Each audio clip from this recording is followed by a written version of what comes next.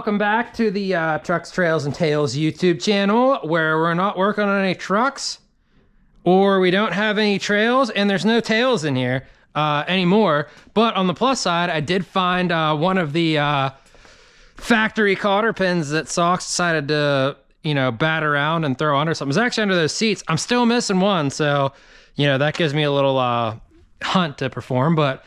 Anyways, it's a Tuesday now, had a busy weekend. Now we're back out here working on this girl, and I mean, just look how majestic she looks with those tires on, wheels and tires, my goodness. So after ending the last video, that was strategic because I did mention, and I am a man of the people, and I mean what I say and say what I mean. We're gonna be replacing a pinion seal, and I kind of wanted the wheels and tires on there so I could chalk them and be able to use the gear to tighten down the pinion nut, which I'll show you here in a little bit.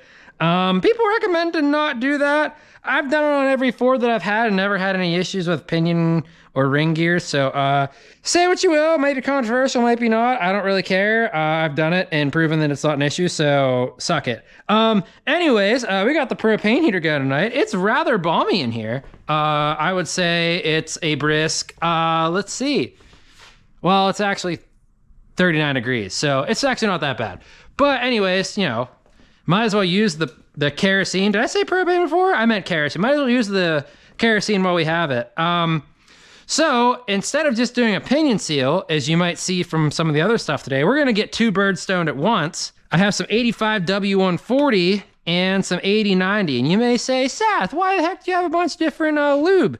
Actually, I also have another thing of 8090 there, which is weird. It looks like they changed the top color on them at the old Tractor Supply. So I stopped by there before I got here tonight, the local Tractor Supply, which is on my drive home, and picked this all up because, well, the first thing I want to do is drain the transmission and maybe flush it if it's really bad. I don't know when the last time the tranny fluid was changed in this, and given the fact that the gear oil in the rear diff looked like sludge, I'm guessing I should probably do that if I want any success of that thing not blowing up. So we got actually the 85 W140 for that, which is funny. This car recommends that you put, well, it says 140 or 160 SAE in during the summer and 90 weight or 80 weight in the winter. I'm just gonna throw that in there. It'll be fine. I wouldn't worry about it. It probably doesn't matter either way, but that'll give it a little more, a little more lubriciousness to it. A little more thicker oil for the summer and all that heat that we get here in the central Pennsylvania mountains. But we're also going to swap a pinion seal, and we're going to put that 8090 in that because that's what it recommends, and you don't have to flush it. Or, well, I already flushed it technically, but you don't ever have to change it like you do the transmission between summer and winter, which I'm sure plenty of people didn't do that anyway. But let's get into it. We're going to start first with draining the transmission so I can show you a few tips in case you've never drained a transmission. Just stuff I've learned through my countless 31, almost 32 years living on this earth, and probably like last 10 years working on vehicles, I guess. All right, so we are upping the quality of videos here. And it's putting money back where it deserves to be. No, just kidding. I actually got this light and extension cord and all this stuff for free. But you've seen it on the video before, but I want to bring it back here just because it's really dark in here and nobody can really see what's going on. I actually need a drain pan. So hold on a second. A nice clean drain pan, as always. No, we don't have clean drain pans around here. We do disgusting stuff. All right, so looking into this truck, this is not a truck, this is a car. You can see most manual transmissions have a drain and a fill on it, right? As you can see, hopefully the head cam picks it up. There's a drain plug right there, all right? And generally there's a fill plug on the same side. That being said, there is not on this guy. It's over on this side. So now you're saying, well, Seth, the first thing you wanna do is just drain the oil out. You would be wrong. And you are incredibly wrong with that. Especially with old stuff. Here's the thing. That drain plug might easily come out, no issues at all. You drain all the oil out of here. Well, that's unfortunate because you might go to open up that fill plug and guess what? That fill plug doesn't open. And now you're sitting here trying to take the top off the transmission, messing up shift forks, all that other stuff, getting way into something you ever thought you ever would. So don't do that. Here's the first step. come over here to where the fill plug is. I think it's just like a 3/8 hex. Maybe, probably just packed full of dirt and stuff. Yeah, and then try to break that loose. I don't know if this one will or not. Oh yeah. All right, so there you go. If you can see that correctly. I don't know if you can, I just have a head cam on, but generally, whenever one of these is full, you will have a little run out of there showing you that, hey, you've reached the level successfully. And look at that, on this guy, that's not happening, which is fine, because we're gonna service this. So, now that we have that guy out, we're gonna go ahead and just lightly screw that back in, clear some of the dirt and debris around there that's on there. Now, you can go to the drain plug, because you know that you're gonna be able to fill this transmission back up. See how that is? Ask me how I know that that's an issue. I've done it before and haven't been able to get a fill plug off, or I've discovered that something doesn't have a fill plug, and then I have to go in and, you know, find a way to fill the transmission, which is not a fun time. Wow, there's not a whole lot of clearance for a wrench on this guy. Maybe if we go this way? Maybe I just need a smaller wrench. We're just gonna try that. There's a lot of dirt on here, so that probably doesn't help either. So now we're gonna try to break this guy loose while bending around a frame rail and contorting my body to things it hasn't done since I was probably in high school. Oh wow, that's not gonna be a fun time. Oh, maybe it will be. That came off pretty easily. Or at least it moved pretty easily in the first time it decided to move. Oh yeah, just mixing all that good dirt and stuff up there with the oil that we're taking out of here. Now, given the fact that it didn't like the rear end was ever serviced, I am quite curious if what the oil looks like in here. Oh, drop that little thingy right there. That little stand. All right, let's see if I can get you in here for a good shot of this guy. Oh! Oh! Nothing's coming out.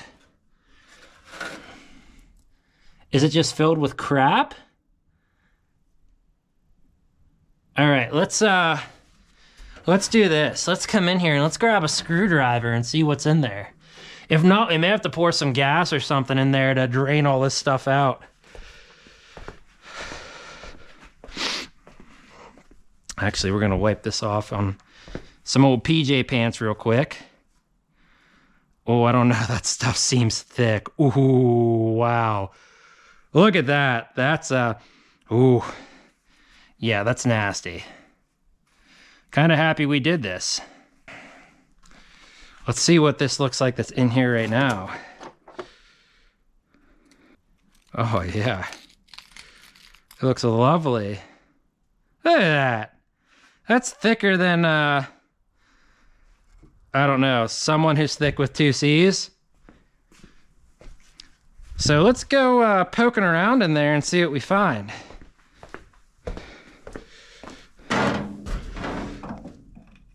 Oh, it's bad. Oh yeah, it doesn't even want to come out of there. All right, well, unfortunately, this looks like it's gonna be exactly like the rear axle. Oh man, that's a bummer. Yeah, I mean, look how thick and chunky that is. I mean, if there was like an issue with, I mean, I guess it could be 160 or 140 weight, but still, like, that should be coming out of there a little smoother than that. All right, I'm gonna bring you back in here when I decide what to do with this. I think I may try to run some gas or some kerosene through there to maybe help thin that stuff out. And maybe just try to like turn the transmission to you know, kind of like loosen some of that stuff up. Luckily, there's not a whole lot in here. It's like, I think it's like a quart and an eighth. But yeah, that stuff's not gonna come out. So I'm gonna throw the fill plug back on there and let you know what I decide to do here. I'll bring it back in whenever I decide. All right, here's what I decided I'm gonna do. Since that stuff doesn't wanna come out, I have a funnel that's going into the fill there. I'm actually gonna grab just some gasoline and fill that in there until it spills out into the drain there. I have the car in third gear. The drive shaft's out, so we don't have to worry about that. And I'm actually going to put the hood up and just spin the engine over a good bit. So hopefully it stirs that up in there. It won't stir it up real well, but it should do enough to hopefully mix that gas and that oil together and clean that out of there as well as it possibly can. So I'll bring it back and hopefully we get good results. All right, well, you may not be able to see it, but it's starting to work a little bit. There's a big gunk of stuff coming out right there. Oh, look at that, dude. What filming perfection. Yeah, so that's what I'm gonna keep doing. I actually pulled the drain plug out to see how it would start clearing stuff out. And it looks like it's doing well. Obviously just put a big old chunky piece out of there. So yeah, we're gonna keep doing that and hope we get as much gunk out of there as possible. It's really starting to thin out that really thick oil, which is good. So I'll bring you back in once we're ready to fill this old pig up. We're just gonna keep putting a little bit of gas in it.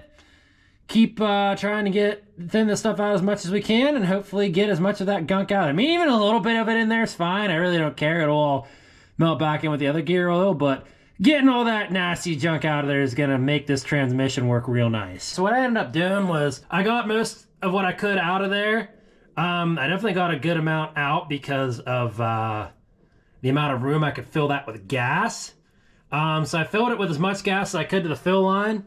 And I'm just gonna let it sit there. I've kind of just like, you know, done one of these numbers and shake the carb. I'm gonna go spin the fan a little bit just to, you know, get some of those gears in there working. I have it in third gear, like I said, so it should be, you know, working some of that stuff in, mixing it. I'll probably do that for a good 5 minutes here and then shake it up. And we'll let it sit there and then we'll move on to the pinion seal. So I'll bring you back in once I do that and we'll go try to work this pinion seal out of here. Well, as you can see, we're back under the car with some mood lighting here.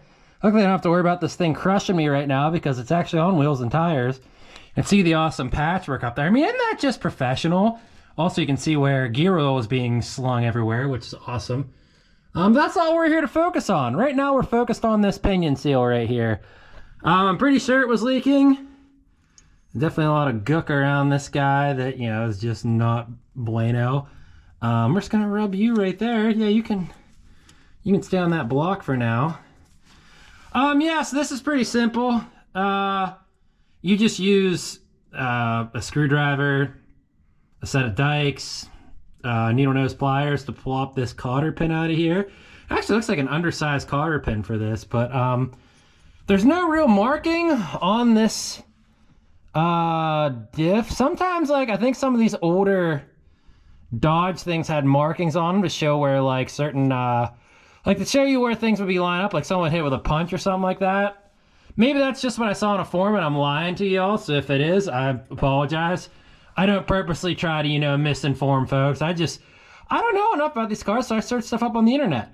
But anyways, any who's and hows, what I think we're gonna do is, after we get that cotter pin out of here and figure out what socket this is, I'm gonna take a paint marker and just mark all of these. So mark this pinion shaft, the nut, this little adapter axle 9000 thingy, and then the case for the third member.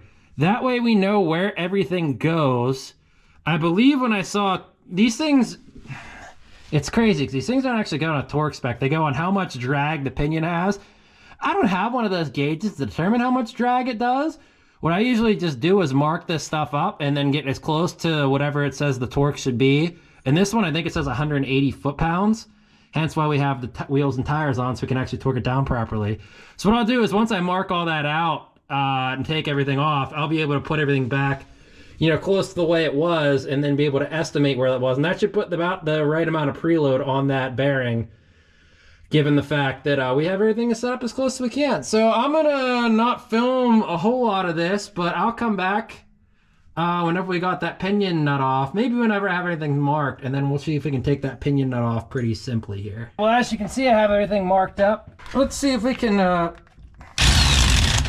pull this guy out. Oh yeah, no big deal. Will this come off easily? Nope, I'm probably gonna have to beat that off of there with something, but yeah, now we have a pinion nut. It has a marking on it in white, right there at the top. We have that guy there, we have a mark there.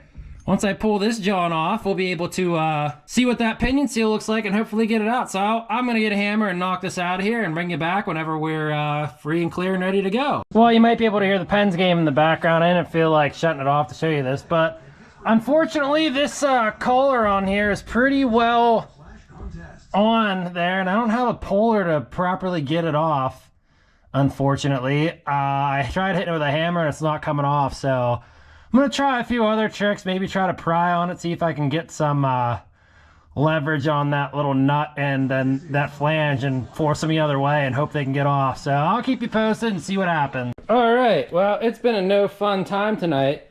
I finally got this guy out after beating the heck out of it with a hammer for a while. I tried a bunch of different options that ended up not working. I tried to get the pinion seal out and my seal puller, the one ear snapped off it, so that's pretty much done for. I don't know, I might be able to get a little leverage on that, but probably not. It seems to be in there pretty good. This is the seal that replaces it. It's a pretty deep seal, honestly. I don't know how the heck I'm gonna get anything behind that to pry it out. I guess I'm just gonna keep trying with this and hope that I can get it out. Let me see if I can get under there to show you.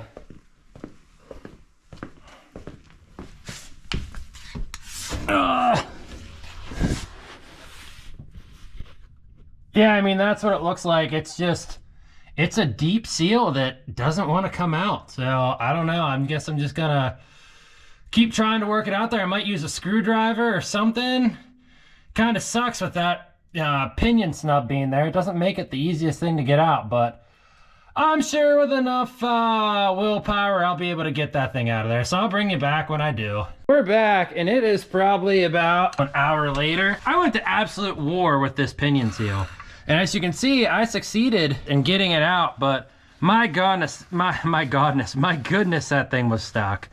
I broke my seal puller.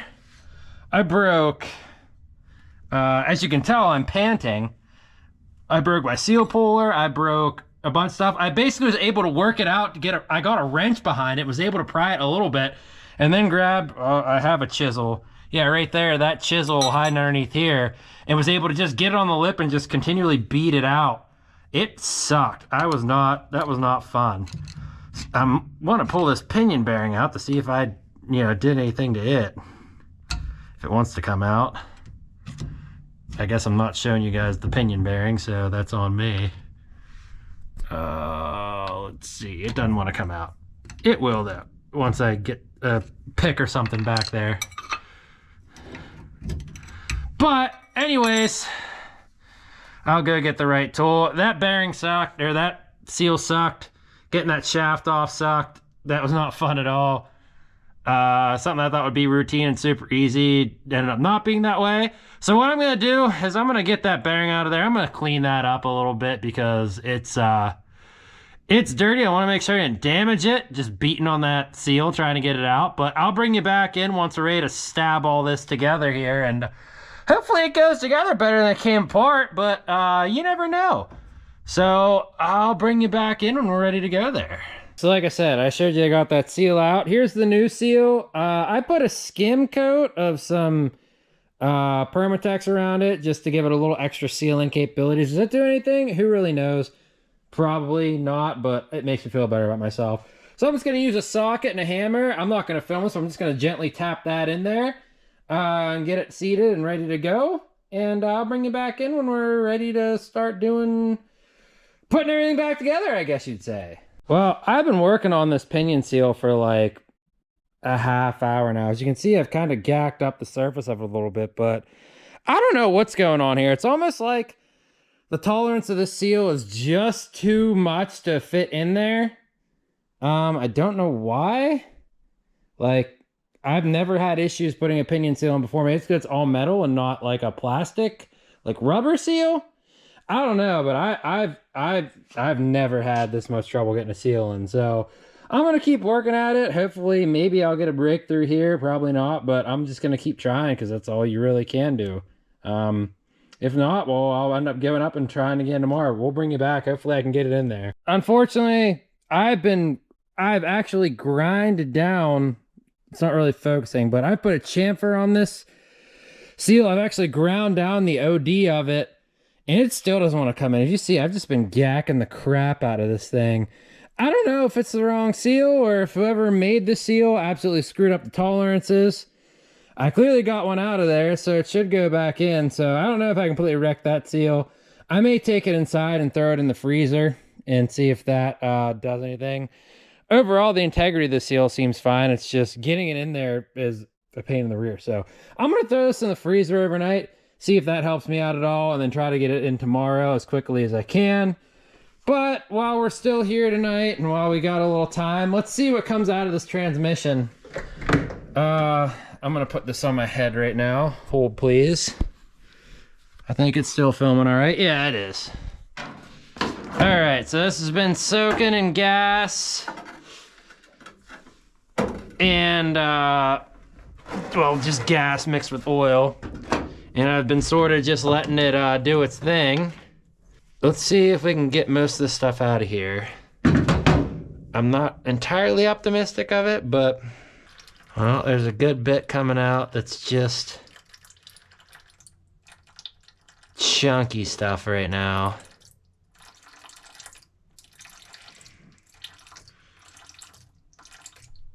It's trying to. It's definitely getting thinner. Honestly, what I might do, since today has been a total abject failure, which, hey, that's fine. That happens when you're working in the garage, you know? Not every day is gonna be a perfect rainbow, butterflies, stuff goes well. That's just life, man. I may see how this drains out here, and if it drains out half decently, I may either just let it drain out all tonight and see where we're at in the morning, and then fill it with gas tomorrow again. I don't know. It seems to be draining out half decently. Or maybe just fill it with gas overnight and just let it sit with that in there, and that might thin out that oil enough to, you know, make it worthwhile. That way when we get in tomorrow, it absolutely drains everything out, and then we don't have to worry about it. I think I'm gonna do that. I'm not gonna record any of that. I'm just gonna put this plug in there, fill that with gasoline, let it thin it out a little more,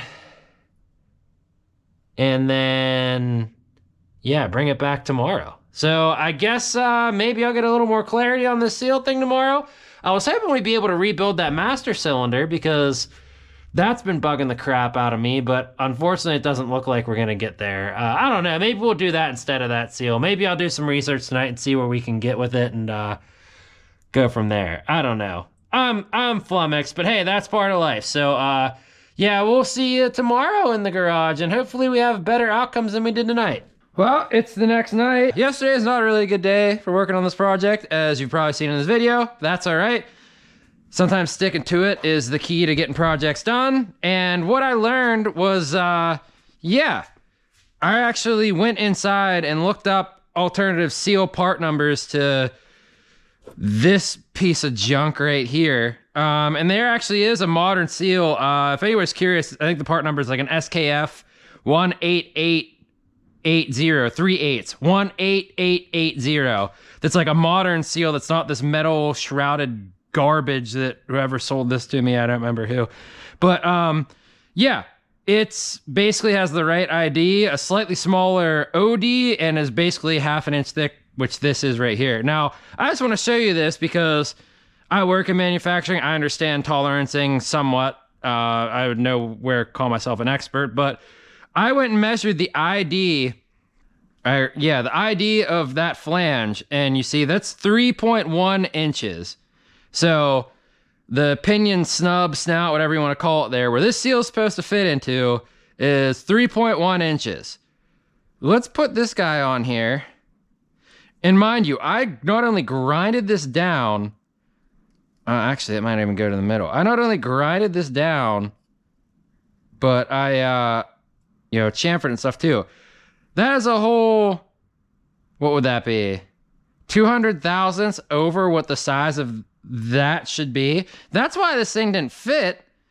I mean, I don't know if this the tolerance is where they make these are out of whack, but like I said, probably before I ground that down, that was probably 3.14 pi at 3.14 or 3.15. So I've actually grounded that and I'm still 20 thousandths over what it should be. So yeah, that thing's junk. I don't know. Whatever Chinese factory that thing comes out of, they need to, well, they don't have quality control probably, so it really doesn't matter. But yeah, so I got a seal on order from Rock Auto coming. I think, like I said, I think it's for a later model, Belvedere or whatever. I don't really know what it was, but it should fit is what I'm saying. It should go in a lot easier than that piece of garbage did. I spent 2 hours modifying that yesterday. It doesn't seem like it on camera, but it wasn't going in. Maybe you need a special seal driver. Maybe I'm just dumb. Who knows? So anyways, we ended up putting a cap on it. And by that, I mean literally putting a cap over the pinion there. An old hat I have, to protect that from any dirt and stuff getting in there. So yeah. So anyways, we're going to keep that seal around just to compare it to the other one for your future viewing pleasure. By the way, Icy Light Mangoes, if you're from Pennsylvania, great stuff. I'm not drunk. I just can't ever talk. There's something wrong with me. So anyways, junk, new seal coming. Hopefully it comes Friday. We should get that in, get that all back together. That brings us back to our next task at hand, which is this transmission. Now, I just sort of let this drain overnight. The last you saw, I was like filling it with gas and stuff. Actually, let me find a screwdriver. I don't think there's any way on God's beautiful blue-green earth that I'm getting all of this junk out of here. Here, we'll take a screwdriver again and poke around in there. But just like the rear axle, I don't think there's any chance of this stuff just flowing out on its own. Oh, my light just decided to ejecto-cedo, cuz. Come on now. There we go. Yeah, I mean, there's still a ton of that in there. And I don't think anything I do, whether it's pouring gas in there, anything like that is gonna cause all that to come out. So, here's my thoughts. It's not gonna come out, so there's no use in trying to continue to flush it with gasoline, waste money and gas, and other junk just to get that out of there, even though it's slightly more viscous than it was. Whenever before I go to change oil on this hog, I'm more than likely going to, ew, this is all covered in junk and getting junk all over my hands. Hold, please. Oh, it's on the back of my fingers, that's why. So what I'm gonna do is when this car's in a further restored state, I know, funny, I'm gonna come in here, okay, let me step back. I'm just gonna fill this with 85 W140 until it drains out. I know what you're saying, it's not a bunch of old junky, oil in there. I get it, but before I change the engine oil on this thing, I'm gonna get the engine up to temperature and run it to make sure all of it circulates through and gets warmed up. My theory is the same will hold true on here. I mean, we'll still have fresh oil in there, but honestly, that stuff's like $8-9 a quart at the local Tractor Supply, which isn't expensive. So, yeah, I think we're just gonna put a cap on this for now and fill it up, let it sit, and then we'll probably put this on jack stands and run that engine and transmission a little bit just to get that warmed up and the engine warmed up, and then we'll drain both of them and then, put fresh new oil in it. And that'll get all that old junk in the bottom all circulated up and ready to go. Hopefully, that's my theory, and maybe we can flush it out with gas or something then as well and get all new oil in. So that's my theory. Better to do it then than waste time now messing around with it. So I'm gonna put a drain plug back on that and fill that with oil and bring you back in. All right, so we got this bottle mostly warmed up here by the old fire. Let's pop the old safety tab off of it here. Oh, it just smells so lovely. I mean, I'm sure most of you watching this are into automotive stuff, so you know what gear oil smells like, and it's just a treat. So, we got our fancy funnel all rigged up, ready to go. Better move this in case that drains. We're just gonna squirt this in there until, well, it starts running out of the fill if I don't drop it all over myself. Luckily that funnel is really nice right there. I don't know how much this is gonna go in,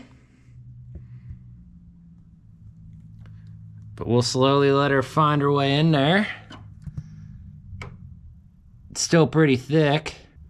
I'll bring you guys back in once it's fully filled. I'll keep trying to warm it up over here and we'll show you that it's leaking out and that it's good to go. Well, we dumped about a quart of gear oil in there. As you can see, it's coming out the fill plug there. I probably could have used a little less, but unfortunately I couldn't tell because I had a funnel in there, but the more the merrier. We're just gonna plug that off for now. And there we go. The transmission has been serviced. Like I said, I'm gonna come back in here and redo all that once I get some heat into this old girl, because there's probably still a ton of sludge in there. Hopefully you guys can see. I think I just hit you off of something. Sorry about that. I'm not trying to hit you. It's just the way it goes sometimes. All right, so that's good. The next thing I want to do is take off this brake master cylinder. It needs rebuilt in order for the brakes to work. Looks like there's a cotter key about right here where my finger's at that removes it from the actual pedal linkage. And then I think there's 2 bolts underneath here. Yeah, there's 2 bolt heads right there that I don't think have nuts on them. Nope, maybe, I don't know, I really can't tell. I think they're just captive nuts, we'll find out. And then I think there's 1 brake line on the back that distributes everything to everything there, I guess is the, that's the proper terminology for it, the ASE certified terminology. So I'm gonna remove that cotter pin, and remove those bolts, and then take that brake line off, and hopefully get that guy out of there without any trouble. I'll bring you back in once I do that, and hopefully we'll be one step closer to rebuilding that sucker. All right, well, as you can see, we got this old hog out of here. There's just 1 brake line up there. Here's the 2 bolts that mount it to this like otherwise sketchy piece of metal. I think there's grease fittings on both of these little, well, yeah, it looks like a grease fitting right there. So it looks like those both need grease because this clutch pedal doesn't really want to return super well. But anyways, that's not important right now. We got it off, so it was just this cotter key right here with that, 2 bolts in the line, and she's done. Said we're replacing these lines anyway, so it's not that big of a deal. But yeah, this is what the old girl looks like over here. And when you pull it out of the car, and this little seal right here is just obviously trashed, and the push rod just kind of comes out. It's gonna be a good time. I've actually already pulled the cap off of this little guy to make sure it actually would come out, and it did. But yeah, it's looking half decent. Up. That just came right out. Looks like there's a little spring clip in there. Oh, it looks kind of sassy in there. But it's basically just all rust in there, but that's why we got a hone. We're gonna hone that out. I'm assuming you just take the spring clip off and everything pops out. I don't know, I could be wrong. There's also this nut at the back. Right there. I have a kit for this very purpose somewhere in here. There, this is the kit to replace everything. It's only 4 parts and that clip, so I'm gonna get to taking this apart, and I'll let you know what I find out whenever I get it apart and let you know what I learned. Anyways, got this old girl apart. It's really not that difficult. Look at that, it's actually relatively clean inside. The bore, it's definitely, hold up. It's definitely crusty. in there. I can't get you a good angle, but believe me, it's crusty in there. But nothing that's not gonna hone out. It's basically this rod, this seal on the end, and then there's this clip with this washer. And then this whole assembly basically pulls out on its own. It's just seals, a spring, and I'm guessing this must be like a little particulate filter, John. I even got the top off it, which I said I wouldn't do, and managed to save the gasket. So yeah, like I said, it's really not that difficult. I don't know why people spend the money on a master cylinder, because this was relatively easy to just kind of take off and take apart, and it looks like it'll work just fine. And I think this kit was like 20 bucks compared to a new master cylinder for these, which is like 180. So yeah, I'm gonna go to the old parts washer, which is the gas and the oil that we used yesterday to flush out the transmission, and get this all cleaned up. And I'll bring you back in when I'm done with that. All right, well, as you can see, I got everything cleaned up. You know, not too dirty, not too bad. I think this is gonna work. Yeah, now I'm just gonna hone this guy out here. Looks like there's still some dirt and junk in there, but like I said, the bore surface is pretty pitted and grody, so we'll get in there with this hone, turn it upside down, hone it out, just like we did with the wheel cylinders here, and yeah, then take an opportunity to stab it all back together and see how it goes. I think it's going to work out fine. This cast is probably really good cast, especially since it's from the 30s, which means anything you buy nowadays is junk coming out of China, and this stuff is probably just excellent and will hone up just fine. So I'll bring you back in once we hone it. All right, well, I had to interrupt Mel McDaniel and baby having her blue jeans on for this, but I got everything together. I actually almost didn't realize that there was a seal at the very end of this, and I almost left the old one in there, which would have been no good. Looking at this, you might be able to see it here in the light. There's some pits in there. It's pretty smooth though, all things considered. I think it'll probably seal up. If it doesn't, oh well, we'll buy a new one. So I already honed this. I'm gonna clamp this in the vise. This is a little end adapter thingy for the brake line. So we're just gonna slide that old girl in there. Don't mind the fact there's still corrosion on there from stuff. Probably sitting under with water and all kinds of other stuff like the Titanic for who knows how long this thing's been sitting. But we're just gonna kind of give a tutorial of how to put this back together. Anyways, we're just gonna make sure this thing's tight. If the vise wants to stay.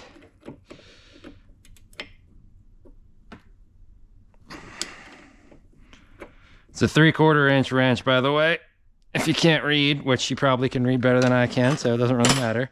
All right, so now that that's in, we're gonna come in here, flip this around, and it's relatively clean in there. What I'm just gonna do is I'm gonna take a little bit of brake fluid and just get in here and rub the bore a little bit. This will just lubricate all the parts going in so that they don't get all, you know, bunged up or anything. Like I said, just enough to get her a little bit of lubricant in there. Then I'll do the same with the parts that I'm putting in. So first part, this little seal right here. Brake fluid's real good for your hands, by the way. I don't know if you knew that. Just kidding, it's real bad. The last time I did wheel cylinders, my hands were shiny for a few days. So yeah, wear protection. Do as I say, not as I do. There we go. That's real nice. Then there's this guy, which I believe goes in that way. Whoop! It went in the wrong way.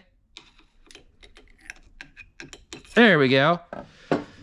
And like I said, just keep these where you know how things go back together. That's what I kind of just do. I'm no expert. I'm actually very dumb in the grand scheme of things, but I keep things somewhat, you know, in tune or knowing where they need to go so that I can remember it. And that's just after many years of taking stuff apart and then realizing, oh crap, I forgot how it goes back together. This guy goes in like that, I think. It's supposed to slide over some of those tangs in there, which I don't think it did. I guess it really doesn't have to. Next is this guy, and this goes into the bore this way. I noticed that when I was taking that other one out, and it just kind of sits like that on there as sort of a wiper seal, I guess you would call it. Then this little doohickey right here actually just pushes into there, but we need to put this seal on it first, which kind of like goes around here onto that guy. So I don't want to rip this seal, so I probably should have put it under some heat or something first before I did this, but hey, this is Hollywood. Actually, this isn't Hollywood. This is my garage and me not knowing how to operate a camera and just going with the flow. And, oh, almost. There we go. And then I think this just comes up here and we'll clip over this little lip right here. I might need a little pick or something to give me a little extra persuasion. There we go.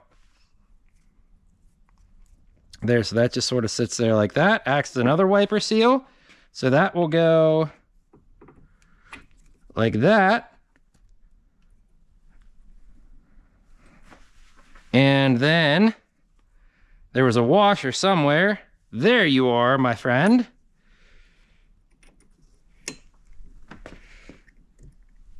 I feel like that should push down there a little more. Can we push that down a little more?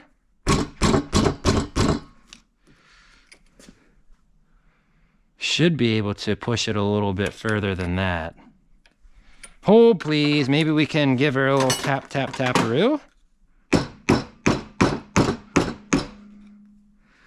Doesn't want to. All right, well, so this is the stage where I have no idea what I'm doing, and I lament to you that I have no idea what I'm doing, which you guys already knew that. So maybe a socket will help us here. Bigger socket.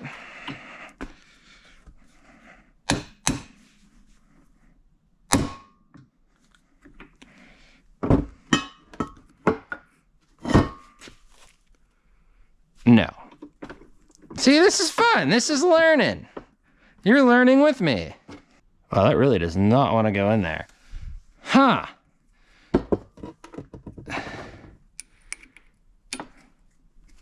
Yeah, see, I still don't have enough room for that clip. So we're going to do this. We're going to clamp it a little better here. There we go. Oh, that's no bueno.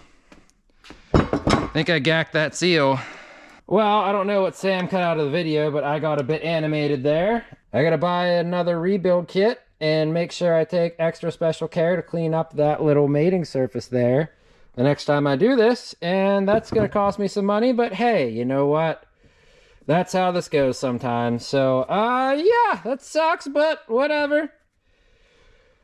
We'll just keep moving along. This is how it goes, though. I mean, this is the reality of working on cars and stuff and trying to rebuild things on your own. Sometimes stuff just doesn't go as planned and you waste time and money and energy, but it's fun. It's especially if you don't have it be your daily driver for the next day and whatnot. You know, it can be an enjoyable time. It can also be frustrating, but hey, we got more parts coming. I'll order another master cylinder repair kit. We'll be extra diligent this next time throwing that together. And yeah, that's all there is to it. So I'm going to put this back together the way it is right now.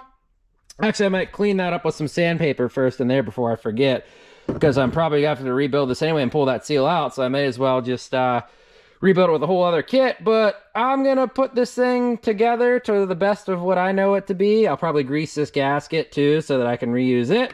And I'll bring you back in when I'm done with that. All right, well, this is what this old girl would look like if, you know, we were actually careful and didn't break a seal trying to install the thing, or install the kit in there. You might not be able to see it, but it says made in the USA. So yeah, it's unfortunate. I'm kind of bummed that I ripped that last seal. I don't know if I just didn't put it on correctly. It looked like there's a lip that it goes over, but who knows? I'm pretty sure I installed it correctly. But you know what? It is what it is. I kind of enjoyed doing this, and I'll know better for next time. So I think that's it for tonight. I'm going to clean up in here.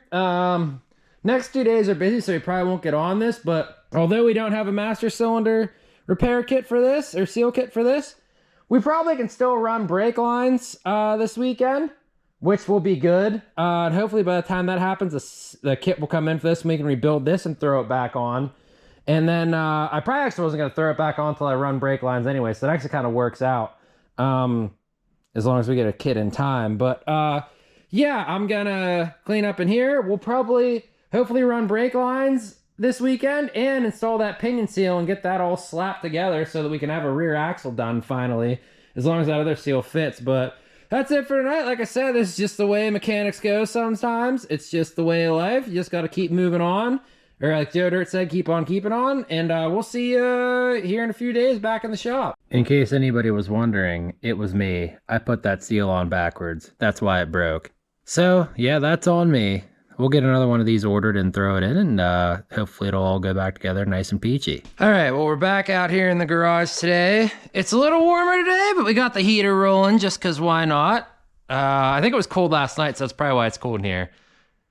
It says 30 something, but anyway, it's been kind of a failure this week in the shop. As you've seen, we've made basically zero progress, which, hey, that happens sometimes. I think where we last left off is...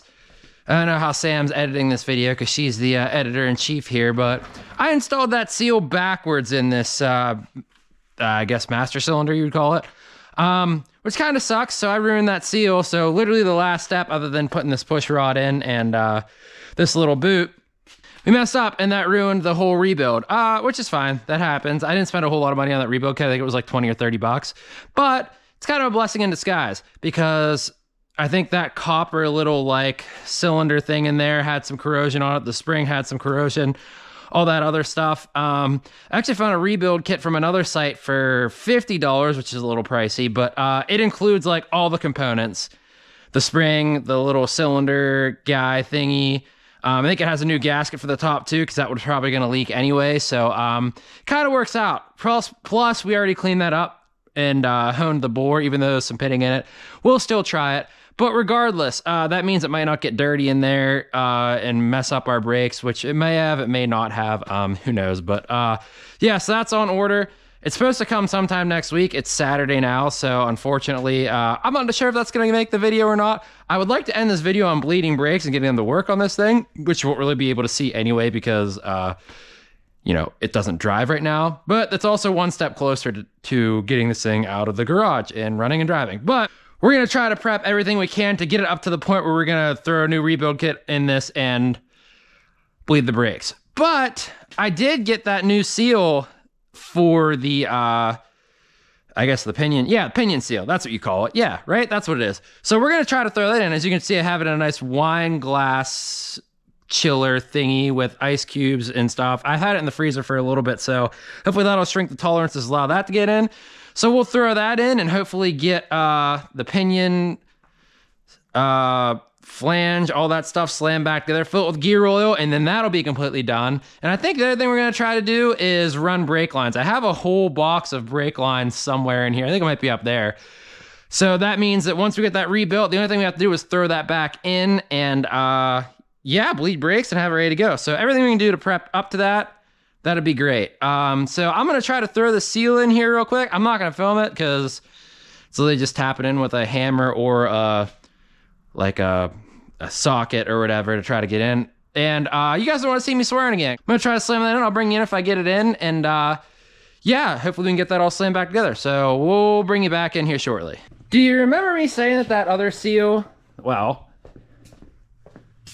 this seal was sized inappropriately and didn't work right? Would you be amused if you found out that I was right? It's about 2 minutes later. I didn't even really have to use that socket. I just used the hammer and that thing's in there. Junk. Absolute junk. Unless this is an axle out of an older car, but I really don't think it is because everything I've seen on the internet points us to being the right axle. Honestly, the outer tolerance of that seemed a little bit of a loose fit. It's got that little coating on the outside to, you know, make it a little, fill in any voids. Honestly, I probably should have put some silicone around it, you know, just to, help fill any voids. Honestly, that seal was like 15 bucks shipped on Rock Auto anyway. It's an SKF 888, or sorry, SKF 18880. So yeah, don't buy this trashy seal that costs a crap ton of money because it's garbage and it doesn't work. And this is probably more readily available and not junk tolerance garbage that you buy anywhere else. So yeah, I'm going to throw this piece of junk away. I'm gonna organize some stuff here and get this whole thing slammed back together and bring you back in. I think what we're gonna do I'm gonna grab this out of here real quick. Oh, nope, you can stay under there, Rag.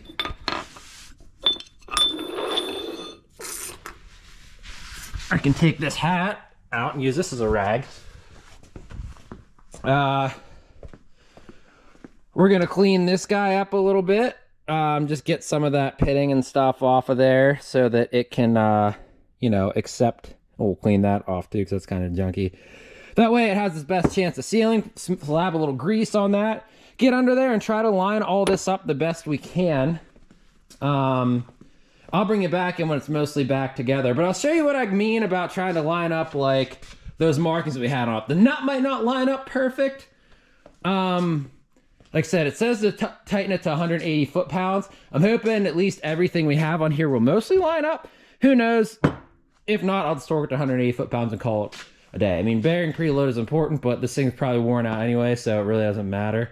So yeah, I'll clean this all up, get it slammed back in there, bring you back in when we're ready to dial it in.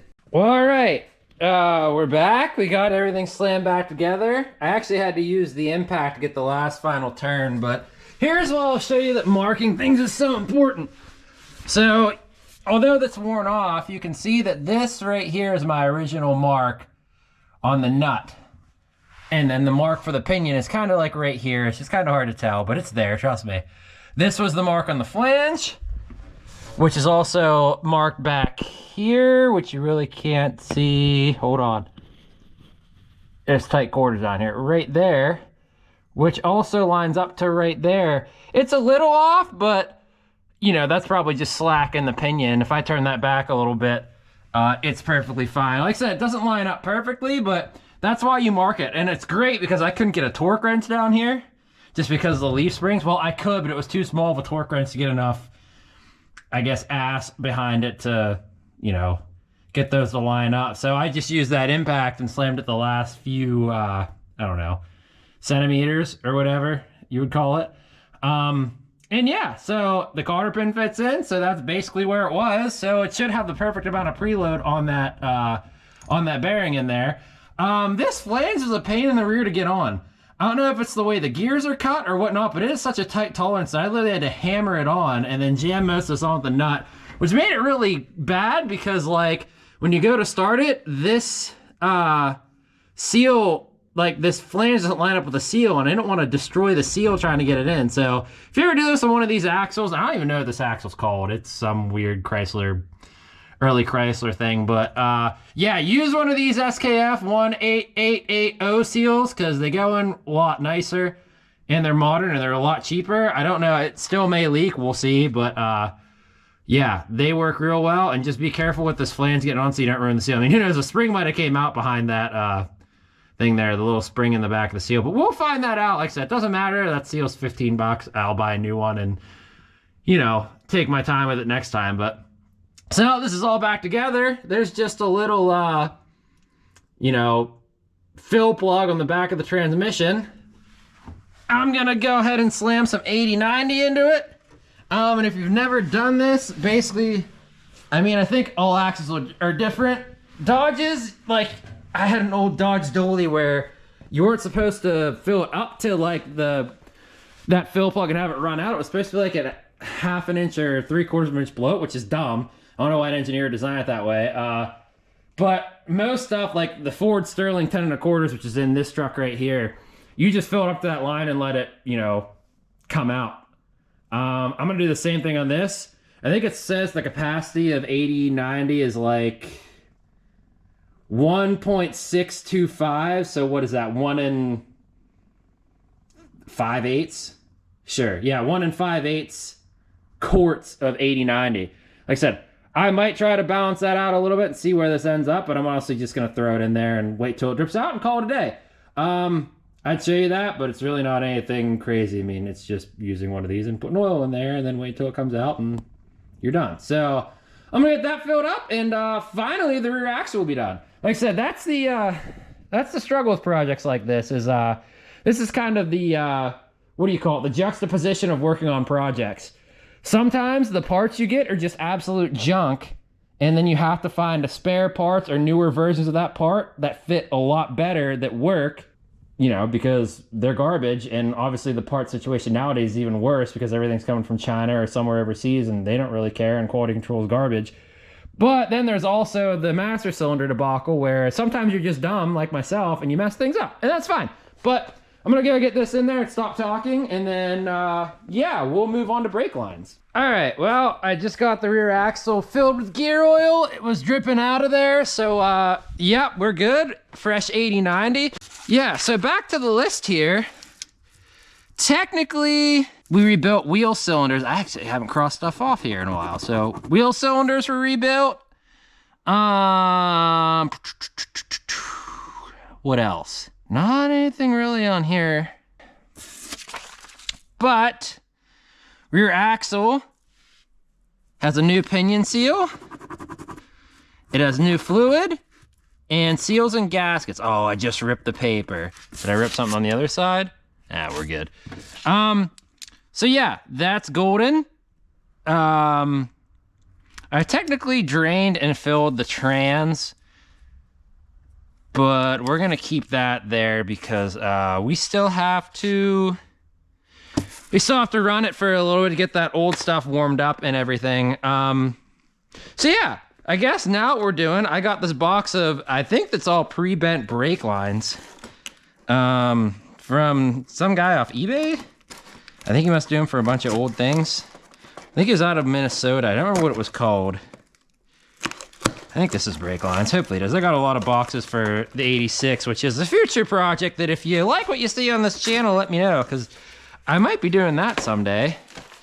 Once this old girl's out of here.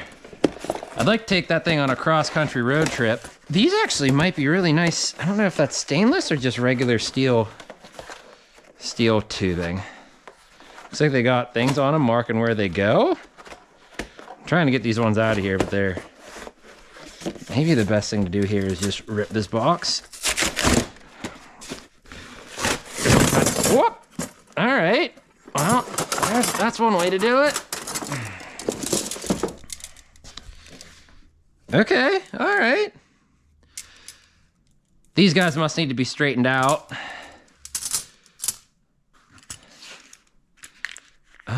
Let's see what this says here. 1939 Dodge, 1939 Dodge Plymouth.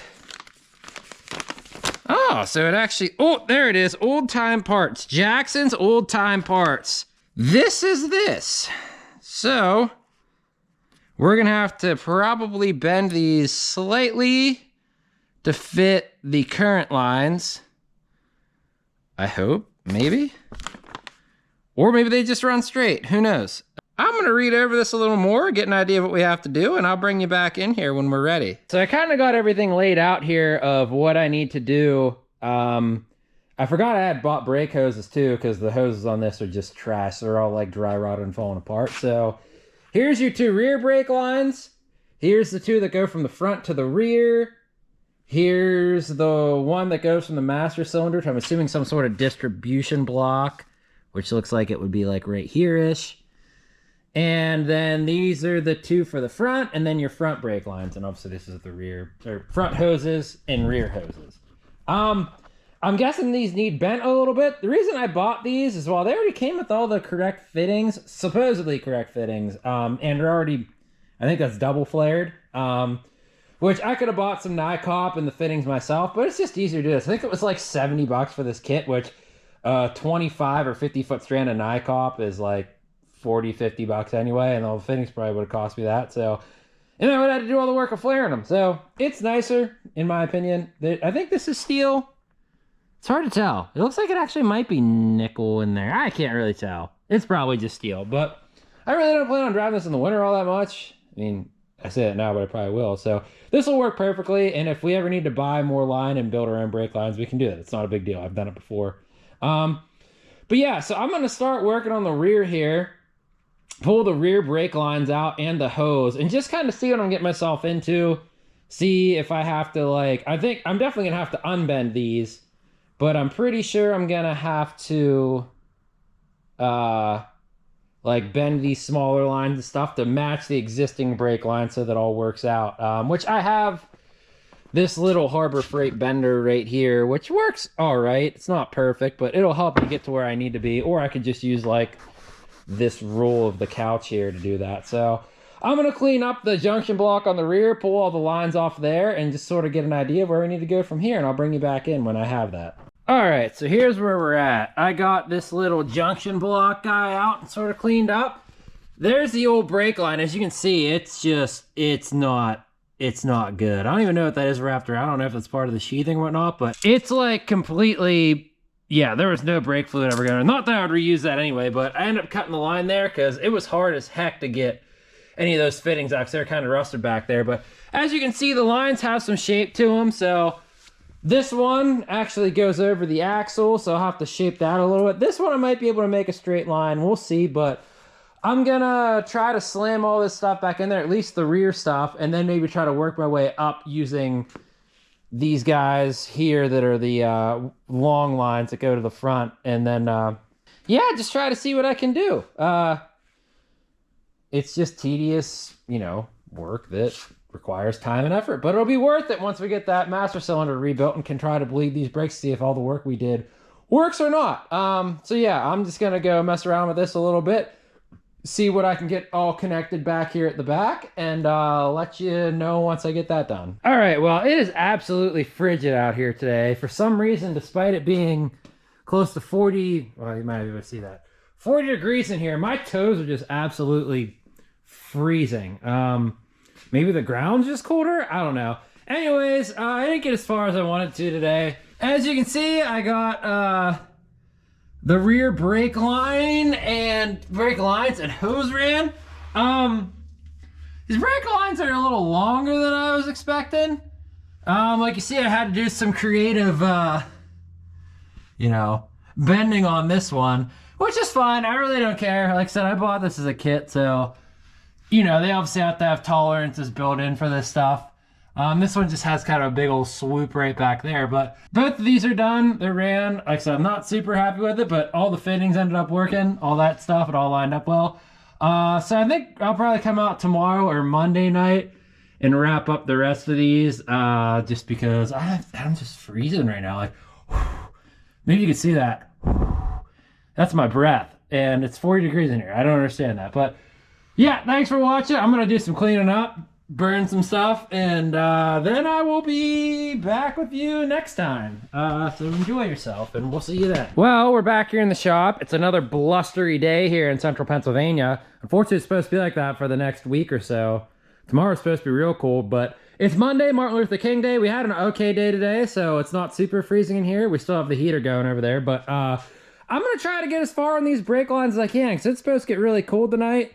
Probably the only days I really have to work on this week is today and Wednesday. The rest of my time's occupied. So I think the first thing we're going to do is we're going to rip off those front tires and try to just get those brake hoses on there, get them all dialed in, ready to go. That way I feel like I've made progress if I get them on. And then we'll see what the next easiest line to run is. I don't really know how they connect in the front. This thing says they must all connect to like a little splitter or something, which is weird because based off that illustration, it looks like one splits off the front of the master and the back of the master, but I think it's probably more like this. Oh no, we're gonna find out. I'm gonna get those wheels and tires off, or tires off, wheels, whatever, same thing. And then we'll start putting those brake hoses on and see where we get from there. Who knows, I might be freezing by that time and we may not get anything else done. So that was my hand. You're welcome. Let's shake hands. Okay, I'm gonna go get to work. I'm delirious. Bye. All right, well, I can tell you it's not warm out here at all, but I've been looking into this brake situation, and maybe you can see this light, maybe you cannot. That brake line cuts around the frame, around here, and there's actually, I don't know if you can see it on camera. You probably can't because it's probably gonna go all weird, but right there's a junction block that goes through like a pressure switch that, you know, when you apply brake pressure, it probably sends an electrical signal to there, completing the contacts, it turns the brake lights on, or makes them more bright, I don't know. But that's actually a junction block that has 4 separate lines going to it. The line from the master, the line from the back up to here, and then the 2 lines going to the front. If you can tell, that line that goes to the front driver is at least 2.5 feet long, maybe, because it swoops around there. I'm kind of confused because I'm looking here, and this is the line that says to front wheels driver side. Yeah, that's not even close. I don't know if this was mislabeled or not. This actually looks like it can be... let's see if I can get this to work. This actually, you might not be able to see this. I'm sorry for the terrible lighting, but there's a line down there that goes from the master cylinder to that junction block, which actually appears to be somewhat close to the length of this. So I don't know if these are mislabeled or not. I figured here's what I'm gonna do. That junction block's probably filled with crap anyway. You gotta take that splash pan off to get to it. So we're obviously gonna have to do that, unfortunately. It's just the way it goes. But what I think I'm gonna do is I'm gonna continue with my original plan. I'm gonna get hoses on this guy. As you can see, that's basically connected like the rear one. There's just a little clip there you break out. I'm just gonna cut this hose and impact that SOB off of there, clean that all up, install the hose to the line and then to there. And then I'm gonna put tape over it so a bunch of junk doesn't get in there. But then I think what I'm gonna do is, I don't know if I'm gonna do it tonight because my hands are absolutely frigid right now. I'm probably gonna pull all the lines off and label them. And then that way I'll know if I have everything that's like correct size-ish to be able to make this work. If not, I can always buy some NiCad and throw it in there. But yeah, I'm really not sure if I have the right kit or whatnot, but I would prefer to get those all out and check it to see before I actually just try to do this. So we're gonna continue with the original plan, getting these hoses on, and then trying to get that block off, and then all the other lines is gonna be the next step. But I'm gonna do this first. Like I said, it's not anything too difficult. And I'll bring you back in once we're there, and maybe we'll be done, or maybe we'll be trying to figure these things out. I don't know, we'll see. But I'll bring you back in shortly when I'm doing that. All right, so after much deliberation, if you can see it, I got the new brake lines in. What was funny was I had saved, well, sorry, they're not brake lines, they're hoses. I had to actually search through my trash for copper washers, which you might be able to see, you might not be able to see, because the ones I had were too small. I think they had to be like 7/16 to fit over that little thing there, but I found them after digging through that. It took me a little bit. Cleaned them up. They were probably nicer than any copper wash you can buy off the shelf at AutoZone anywhere nowadays. So yeah, those lines are in there. So that's good. Now I think I'm gonna try to take that little skid plate off of there. What do they call them? There's this particular name for them. Splash guards, whatever they are. I don't even know if I can take that off without actually routing it around the steering. And I can't.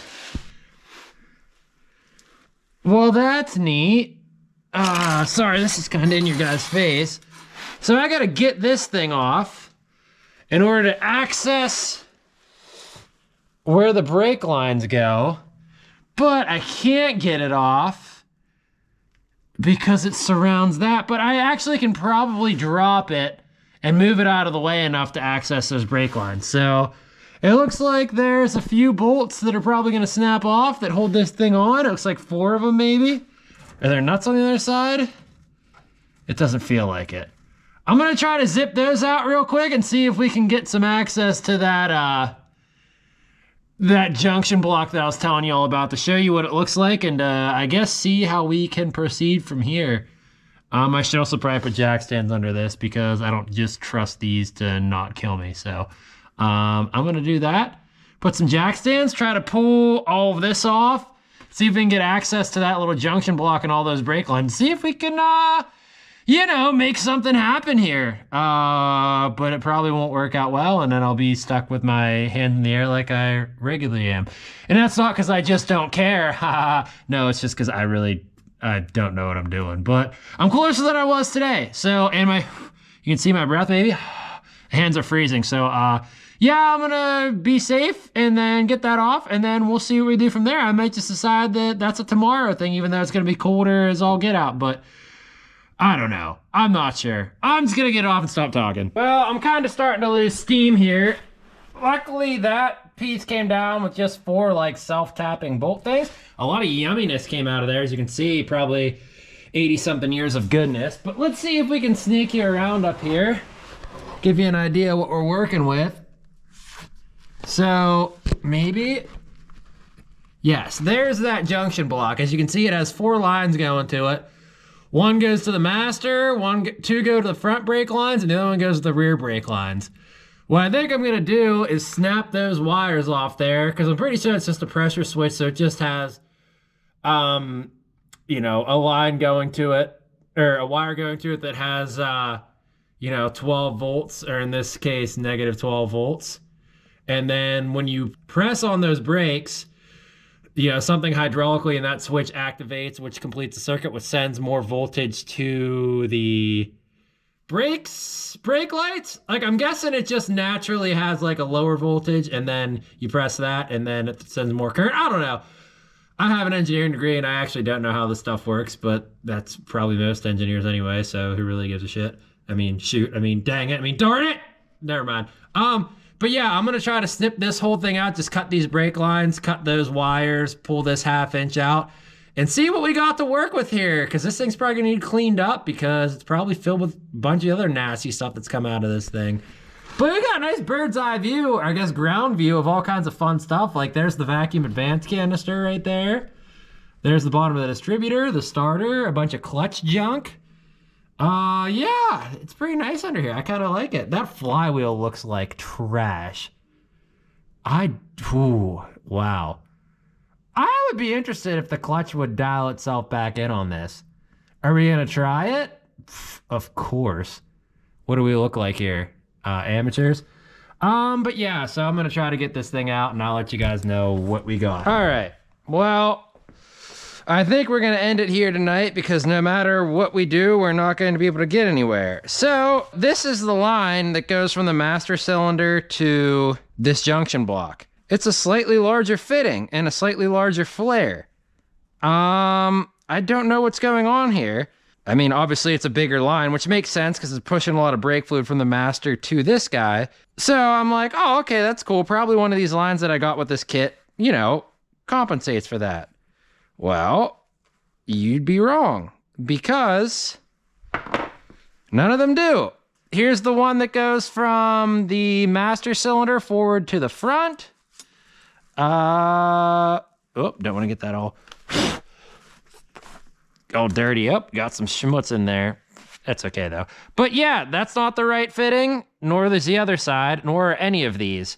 The little one that I thought might be it is definitely not. So I don't know. I guess these are probably, what would they be, like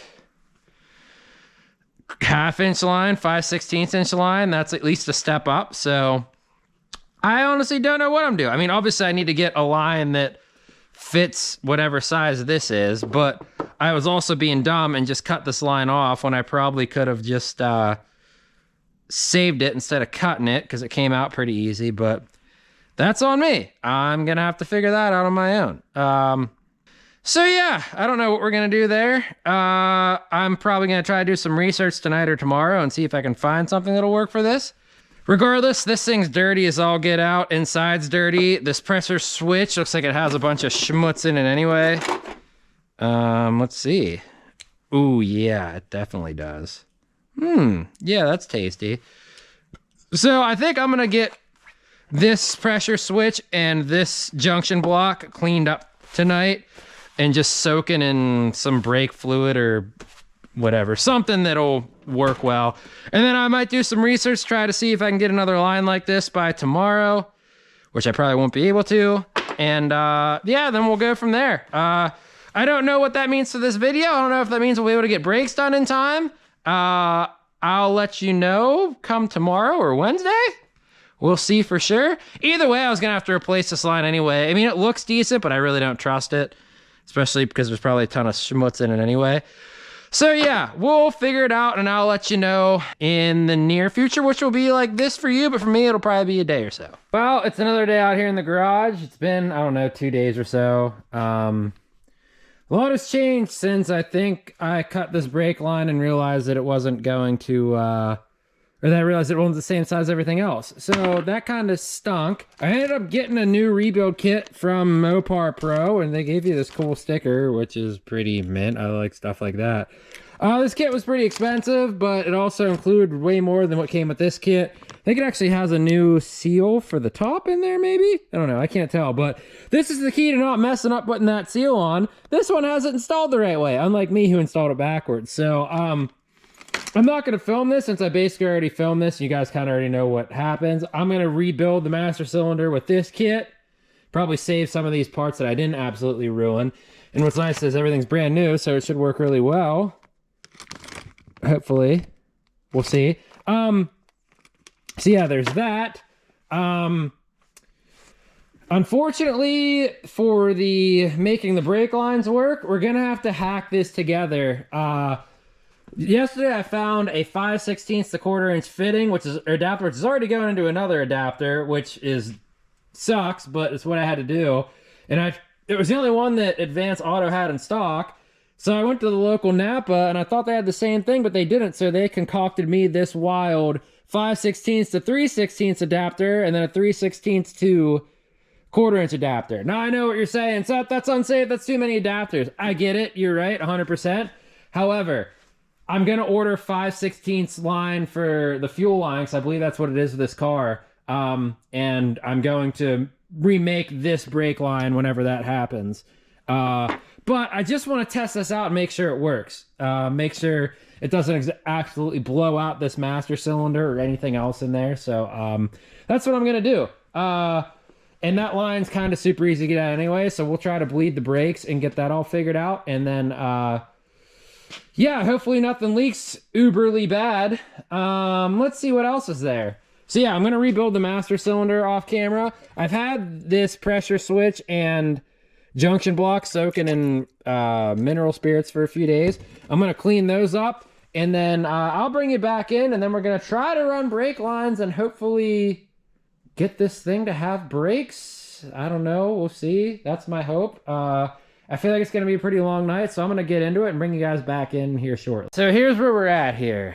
As you can see, the master cylinder is all put back together, dialed. I did it right, I think. We'll find out. Got that adapter in there. Here's the pressure switch and the union there. That's all put back together, all cleaned up. Smells piney fresh. No, it doesn't. It just smells like brake cleaning stuff. I got that all done. I kind of took my time. Honestly, I'm kind of running out of steam, and it is... Well, it's not as cold as it could be in here, but I ended up coming in here. You might not be able to see it, but there's grease fittings on both the clutch and the brake pedal pivots here. This clutch pedal was really sticky, but as you can see now, it sounds like a duck, but it returns really, you know, what's the word I'm looking for? Emphatically now. So that's good. I had to put a lot of grease. There's like a grease zerk there on the front pivot, and then one back here where the brake pivots. But yeah, so like I said, I'm kind of running out of steam. I don't know. I think I might try to install this. Actually, no, I'm not going to try to install it. We're going to do next, we're going to try to bleed this master cylinder. I don't know if anybody's ever bled a master cylinder, but basically all it does, I mean, not bled it. I guess you technically bleed every time you bleed brakes, but bench bleeding it. That way when you put brakes on, it doesn't, you know, you aren't trying to fight the air that's in the master cylinder. Basically all that entails is generally there's a kit, I probably have one here laying around somewhere in a box, where you hook up either a plug or something with a line that feeds back into the master cylinder, and then you slowly stroke the piston in here, like, kind of like that, or then deep and then slow ones and stuff. That way it cycles fluid in through the master cylinder and gets all the air out, so that way when you put it on, it's not gonna, you know, be an issue. So I'm probably gonna try to do that right now, and yeah, then we'll install this guy and then try to get brake lines run and hopefully try to button this up and see if we can bleed brakes. Like I said, I'm slowly running out of steam here, but we'll do that. Also, we got to install this little guy right there, which I'll do here. once I bleed this master cylinder. I know it looks like junk, but it should hopefully make the brakes work-ish for now. All right, so I knew I had one of these kits around. Look, it just comes with one of these little adapters here. The threads in, and then a little hose. And you pour brake fluid into your master cylinder, run this line back in there, and you just kind of see how there's bubbles that come out? You got to cycle all those bubbles out. So you do a lot of short. Yeah, I mean, look at all the air coming out of there. You just continue this short cycle stuff.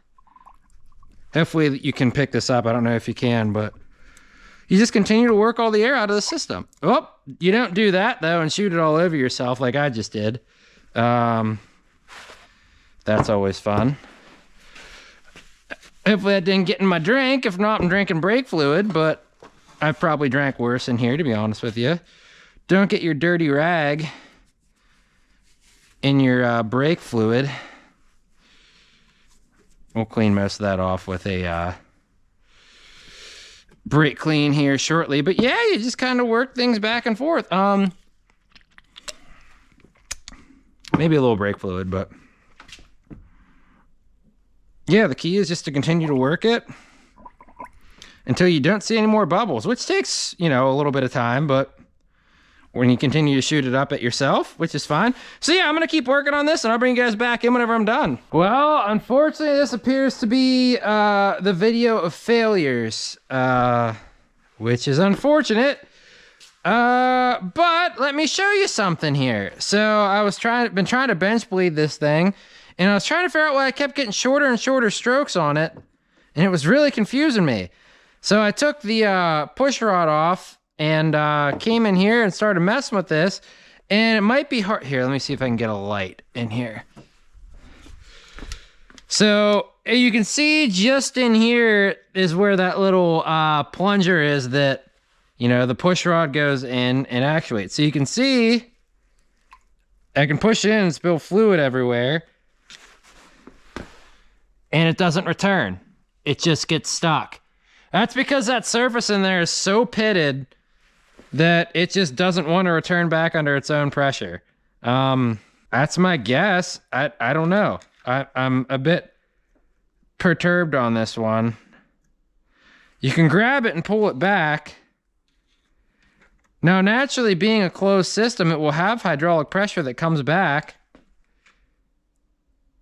But, like, yeah, it just doesn't want to. Not unless I go in there and physically pull it. And you can even see how pitted that surface is in there. I mean, it's not bad, but it's not good either. I honestly think this is a lost cause, unfortunately. My best guess is that if this is going to bind up like this, that probably means everything else is going to bind up, including the wheel cylinders we rebuilt. See, like, I can grab it and pull it back, but it's also not building pressure out into here. Like, watch this. There's no fluid coming out of there. If this was bench bled by now, it should have fluid coming out of this hose, returning back to there. So yeah, my synopsis is this is junk. It's kind of a bummer because, yeah, a master cylinder and wheel cylinders for this are not cheap. That's why I took the expense of rebuilding it, or trying to rebuild them, because all in all, it probably costs $100 to try to rebuild them all, instead of, what is it, like, a master cylinder is 180, a wheel cylinder is like 70. So you probably have close to $500, if not more, into just key brake components under this thing when all is said and done. But it's a risk you're willing to take, I guess, if you want to try to rebuild your own things and give it a shot. But yeah, we're pretty much up the creek without a paddle in the most politest terms I can give it. So, yeah, I guess I'm going to have to do some research and get looking and ordering parts. It's already late tonight, so I'm not going to go back to messing with this because I'm kind of over it at this point. So I think that's going to end this video. Yeah, I guess this is the video of trying to fix up vehicles and things go wrong, because that's been this whole past week and a half. It just goes wrong, and sometimes you got to keep fighting through it. You waste money, you waste time, you waste effort, and unfortunately that's just life sometimes. But the key to that is I think my kerosene heater's out of heat, so that tells me it's time to go too. But anyways, sometimes this is what happens. A lot of people get discouraged and they stop working on their stuff, and then they move on to something else. They just let it sit for a while. But I'm not going to do that, because I really like this project and I want to run and drive it and enjoy it, because I really like this thing a lot. Is it making me irritated? That it is, but that's part of life. All you can do is just go with the flow, fix things up, keep moving on, move on to another project, so on and so forth, and just keep picking away at it, order stuff, make things work, and eventually you'll be done with it. Just stick to it, because eventually it'll be done. But yeah, right now, I'm pretty devastated. Not devastated, I'm just upset that I've been putting a lot of effort into not only this video for you folks that didn't make it far, but just putting effort in this project in general, and basically wasting a week and a half getting nowhere. Probably more considering rebuilding the wheel cylinders, but it is what it is. I'm gonna stop complaining. Keep working on your junk. Keep doing fun things in your garage. Keep taking risks in life. Keep failing and then keep winning, and then failing and winning, and just keep it going, because that's all life's about. So tune in whenever the next video for this comes out. Hopefully by springtime we're driving this thing. We can get it all dialed in, and you guys can enjoy it with me as well. So like, comment, subscribe, talk smack about me in the comments, tell me I'm stupid, tell me I'm great, tell me I'm handsome, tell me I'm ugly. I really don't care. It doesn't matter to me. Thank y'all for watching, and we'll talk to you soon.